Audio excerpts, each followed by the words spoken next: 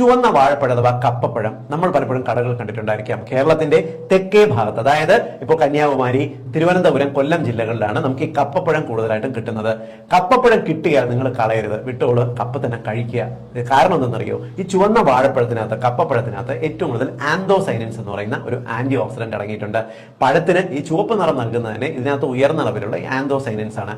ആന്തോസൈൻ എന്ന് പറയുന്നത് ഒരു മികച്ച ആന്റി ഓക്സിഡന്റ് ആണ്. അതായത് നമ്മുടെ ശരീരത്തിൽ പ്രധാനമായും അടിഞ്ഞുകൂടുന്ന ശരീരത്തിന് അപകടകരമായിട്ടുള്ള ഫ്രീ റാഡിക്കലുകളെ നിർവീര്യമാക്കുന്നതിന് ആന്തോസൈനിൻസിന് കഴിവുണ്ട്. മാത്രമല്ല നമ്മുടെ ശരീരത്തിൽ ഇപ്പം ഇടയ്ക്കിടയ്ക്ക് ഉണ്ടാകുന്ന ജോയിന്റ് പെയിന്, ശരീരത്തിൽ മസിലുകൾക്ക് വേദന, ശരീരം കഴപ്പ്, അമിതമായിട്ടുള്ള ക്ഷീണം മറികടക്കുന്നതിനുമെല്ലാം ഈ ആന്തോസൈനിൻസ് നമ്മുടെ ശരീരത്തിനെ സഹായിക്കുന്നുണ്ട്.